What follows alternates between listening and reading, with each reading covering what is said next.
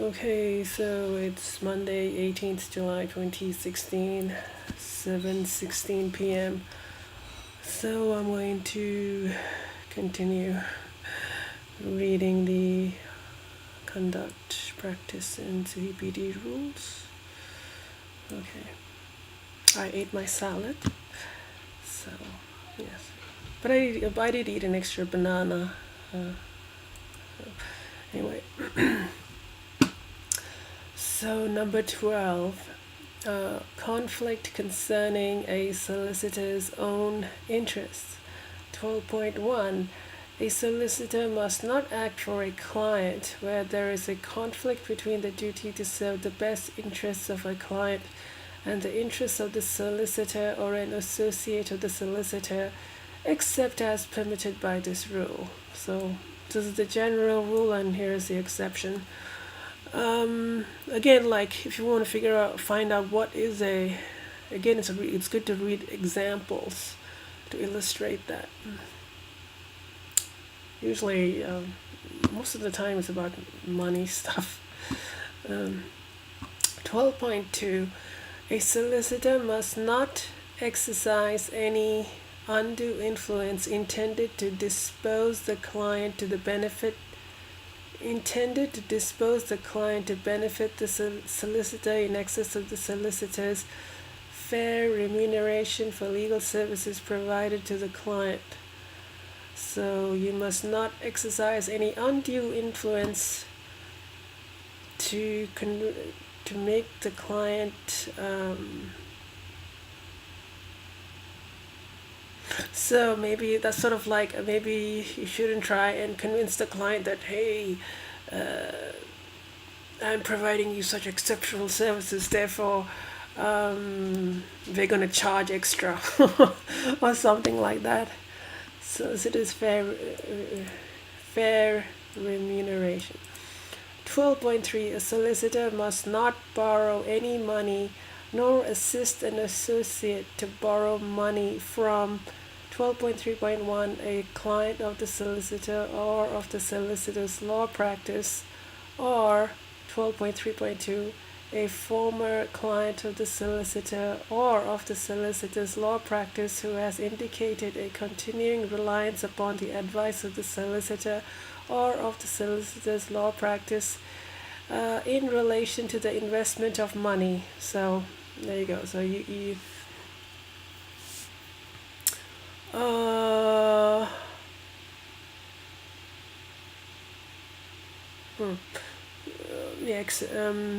so you shouldn't borrow money or your associate must not borrow money from clients. Even former clients who you think will continue to rely upon your advice in relation to the investment of money. So unless the client is, this is for the borrowing money thing, one, an authorized deposit-taking institution, like a bank, two, a trustee company, three, the responsible entity of a managed investment scheme registered under Chapter 5C of the Corporations Act 2001 Commonwealth, or a custodian for such a scheme.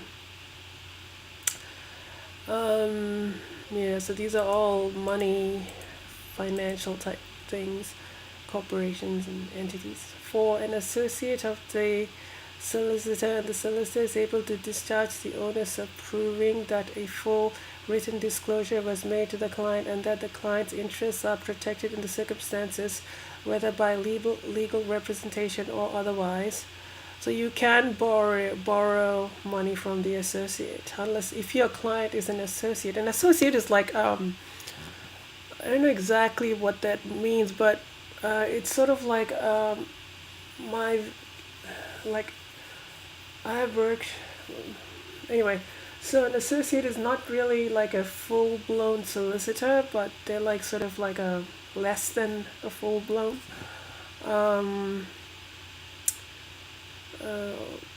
Or the employer of the solicitor. So I guess you could borrow money from the employer, from your employer. 12.4, a solicitor will, oh man, let me bring this down. This is not, 12.4, a solicitor will not have breached this rule, which is the conflict between the solicitor and the client, merely by 12.4.1 drawing a will appointing the solicitor or an associate of the solicitor as executor, provided the solicitor informs the client in writing before the client signs the will. 1. Of any entitlement of the solicitor or the solicitor's law practice or associate to claim executor's commission. So that's like a self-interest, right? So if you draw a will for a client and in the will you're saying, as an executor of the will, the solicitor or the solicitor's law practice or associate will claim some kind of commission. Obviously that is a self-interest. So in that case, you have to inform the client in writing before the client signs a will of the commission.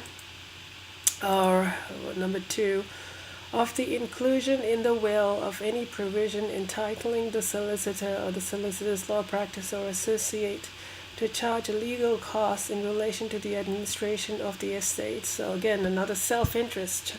Commission for being an executor, charge legal costs for, if you intend to charge legal costs in relation to the administration of the estate, you have to inform the client.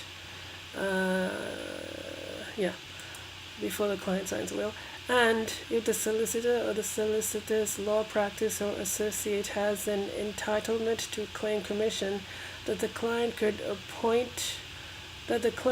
appoint as executor a person who might make no claim for executor's commission. So, okay, another thing, like if the solicitor or the solicitor's law practice or associate is intending to include in the will a provision stating that they are going to be the executor and they're going to claim compensation for being an executor, you have to inform the client that they could appoint another person as executor of the will who might not make a commission for being an executor.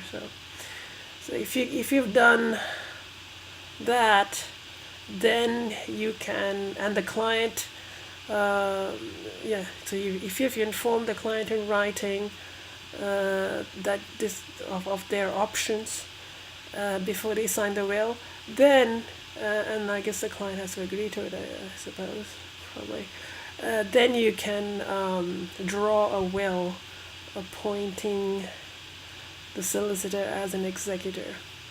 So once you've discharged 1, 2, or 3, whichever is applicable, I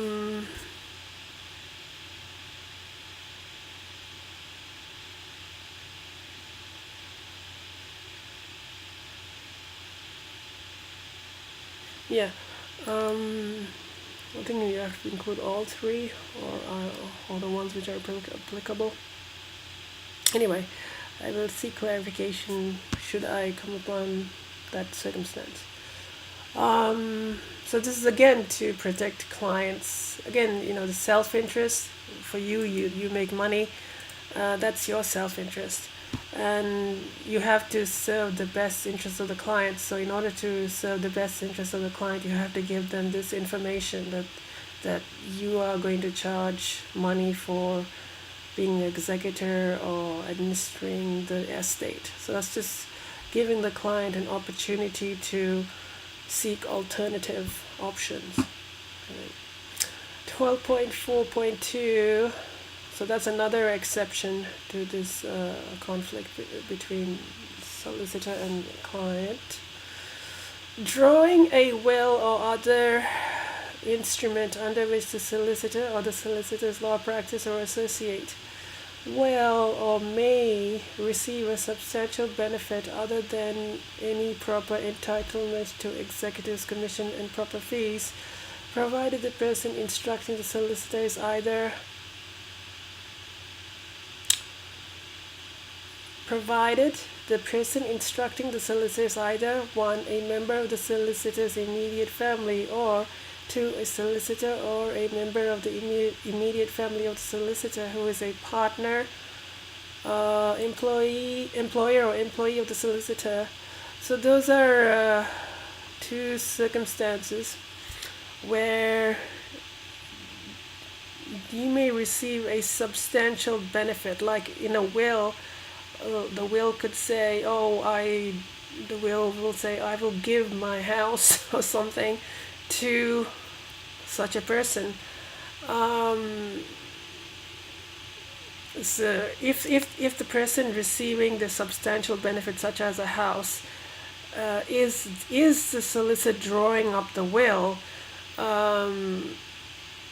they can only draw the will in which they are the recipient of the substantial benefit, provided the person instructing the solicitor, which is the client, is either a member of the solicitor's immediate family. So let's say if your wife or husband has certain assets, and and you're the solicitor, they can ask you to draw up a will in which they bequeath, is that the right word, the substantial benefit to you or your law practice or associate.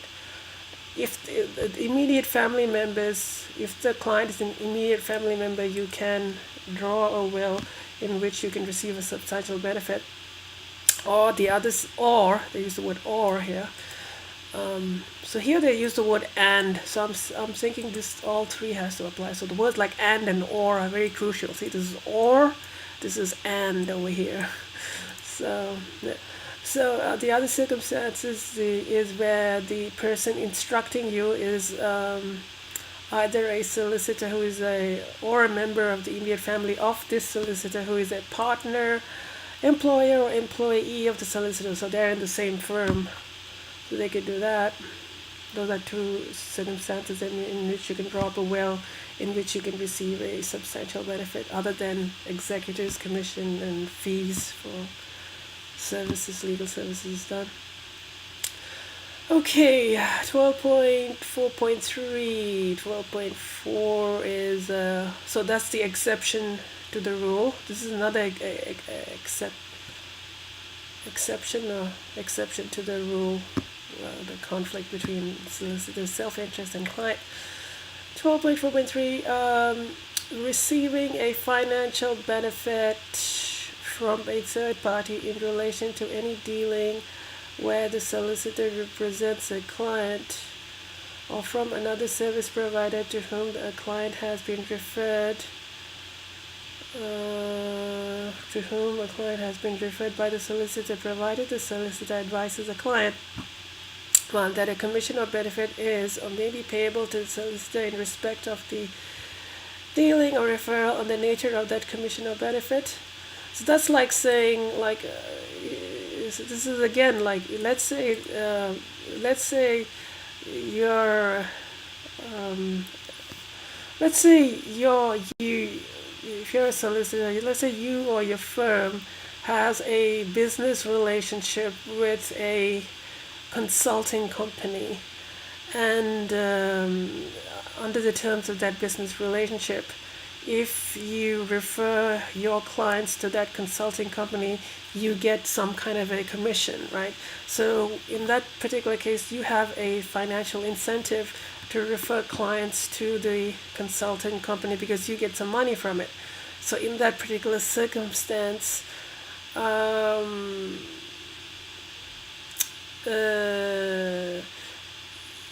you have to inform the client that you will get that a commission or benefit is or may be payable to the solicitor in respect of the dealing or referral and the nature of that commission or benefit. So in that circumstance, if you're going to refer your client to that consulting company with whom you have a business relationship, you have to inform the client of the nature of that relationship and that you're going to receive a benefit.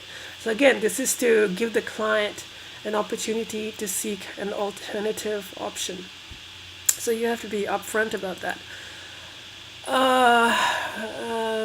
provided the solicitor advises the client that the client may refuse any referral and the client has given informed consent to and the client has given informed consent to the commission or benefit received or which may be received. So if you're going to, so the client has to be informed they can refuse the referral, or if the client is going to accept the referral, they should the client should agree that you will get the commission or benefit which has already been received or which may be received. So again, that's to protect clients, make sure that their best interests are served in these circumstances where you have a financial incentive, right?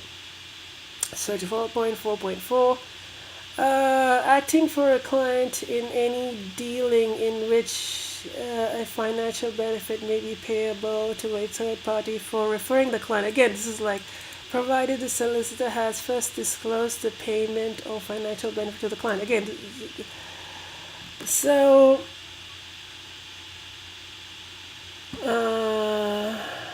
receiving funds from a third party in relation to any dealing where the solicitor represents the client or from another software to whom the client has been referred. So again, this 12.4.3 and 12.4.4 seems to be very similar, whereas 12.4.4 seems to be much more general. So you have to disclose the payment of financial benefit to the client.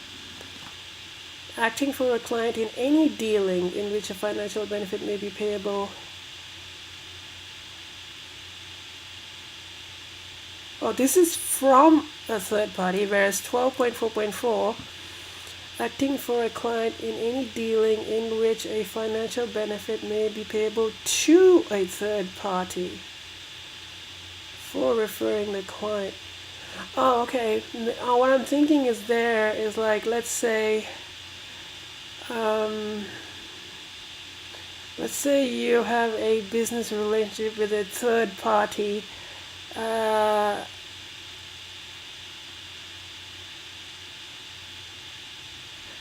and when you refer the client to that third party, the financial benefit may be payable to the third party for referring the client, and that financial benefit is usually going to come out of the client's own pockets, right? So again, because obviously I can't right now think of the actual circumstance, but if in a particular situation, a financial benefit may be payable to a third party for referring the client, that financial benefit is obviously going to come out of the client. So in that circumstance, the solicitor has to disclose the payment of the financial benefit to the client. Yeah. Anyway, so these are some issues, you can refine them and find them out in practice. So these are all like to protect clients. Let me see how much time I have left. 18 minutes. I will read a little bit more. Okay, I'll read this. 13. Completion or termination of engagement. So an engagement is a retainer. That's when you officially set up a relationship of solicitor-client. You start the process, the legal process. You create a file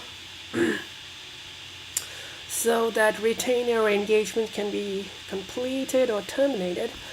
13.1. A solicitor with designated responsibility for a client's matter must ensure completion of the legal services for that matter unless 13.1.1. the client has otherwise agreed. 13.1.2. the law practice is discharged from the engagement by the client. 13.1.3. the law practice terminates the engagement for a just cause and on reasonable notice. Oh, they're just repeating that. The law 30.1.3. the law practice terminates the engagement for just cause and on reasonable notice, or the engagement comes to an end by operation of law. So you have to finish the client's matter unless the client agrees practice, the law practice, the client discharges the law practice, or the law practice terminates the engagement for just cause and on reasonable notice. So those terms like just cause is probably a definition or an explanation in some case, probably, or in some book. By operation of law, maybe, maybe there's some kind of a law out there which in the particular circumstances brings the case to a close. 13.2, where a client is required to stand trial for a serious, as opposed to summary, for a serious criminal offense, the client's failure to make satisfactory arrangements for the payment of costs will not normally justify termination of the engagement unless the solicitor or law practice has 13.2.1 served written notice on the client of the solicitor's intention a reasonable time before the date appointed for commencement of the trial or the commencement of the sittings of the court in which the trial is listed, providing the client at least 7 days to make satisfactory arrangements for payment of the solicitor's costs, and 13.2.2 given appropriate notice to the registrar of the court in which the trial is listed to commence. So this is for like a criminal matter, because a serious criminal matter, let's say the client fails to make payment. It will not, you can't, if you're representing a client who is standing a trial for a serious criminal offense, you cannot just terminate the retainer because the client fails to pay fees, because obviously there's a lot of gravitas in what the client has to face. So you can only terminate the engagement if these two conditions, see, they use the word and, so both of these conditions have to be met in order to terminate the engagement, where you're representing a client who's required to stand trial for a serious criminal offense. 13.3, where a client is legally assisted and the grant of aid is withdrawn or otherwise terminated, a solicitor or law practice may terminate the engagement by giving reasonable notice in writing to the client, such that the client has a reasonable opportunity to make other satisfactory arrangements for payment of costs, which would be incurred if the engagement is continued. So when they say where a client is legally assisted, like you can apply for legal aid. The legal aid is like it's a body that like you if you have financial hardship, right, you can't afford to pay for legal services, you can apply for legal aid, and let's say using that legal aid, you obtain the services of a private law firm to represent you, or to provide legal services for you. And then in the middle of providing those services, let's say the grant of aid is withdrawn, maybe because you contravened some terms of the grant of the aid.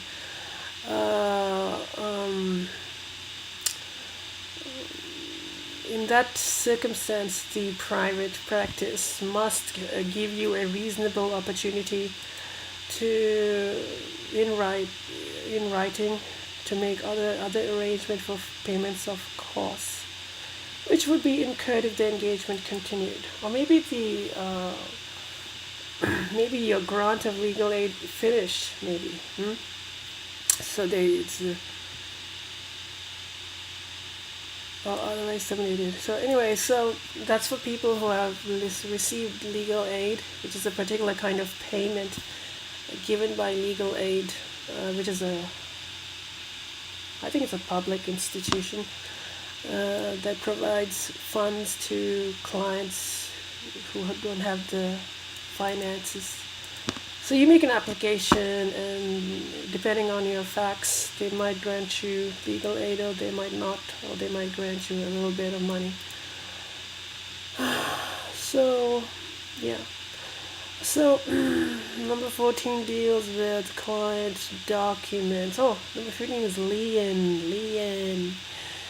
Oh, coming to think of it, I actually wanted to find out if the, didn't know whether or not there was the Australian Constitution, whether they had, the, political, let me see, Australian Constitution,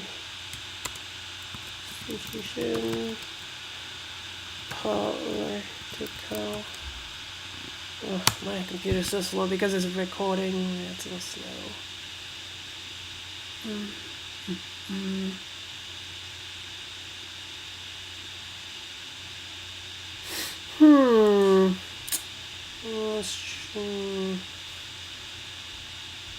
Overview.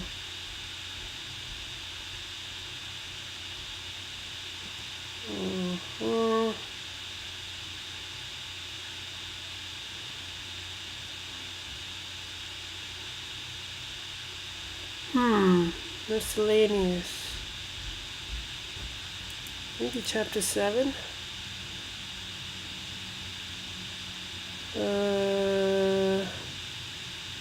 Anyway, so maybe I'll everything is there. Oh, come on. Anyway, so I will find that later, not now. So I think I'll keep this. Maybe should I read the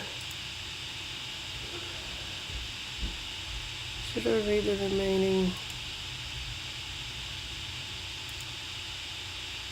Okay, client documents. Let me just read that. 14.1. A solicitor with designated responsibility for a client's matter must ensure that upon completion or termination of the law practices engagement, 14.1.1, the client or former client, or 14.1.2, another person authorized by the client or former client is given any client documents, or if they are electronic documents, copies of those documents as soon as reasonably possible when requested to do so by the client, unless there is an effective lien again. 14.2, so this is when you have documents. A solicitor law practice may destroy client documents after a period of 7 years has elapsed since the completion or termination of the engagement, except where there are client instructions or legislation to the contrary. So yeah, this is like yeah, you have to keep the client's documents for a period of 7 years. You have to keep that, and after 7 years you can destroy them, except where there are client instructions or legislation to the contrary. So number 15 goes to lien. Let's see if I can Google that. Lien, everything is so slow. Lien is like a charge. It's like a proprietary interest.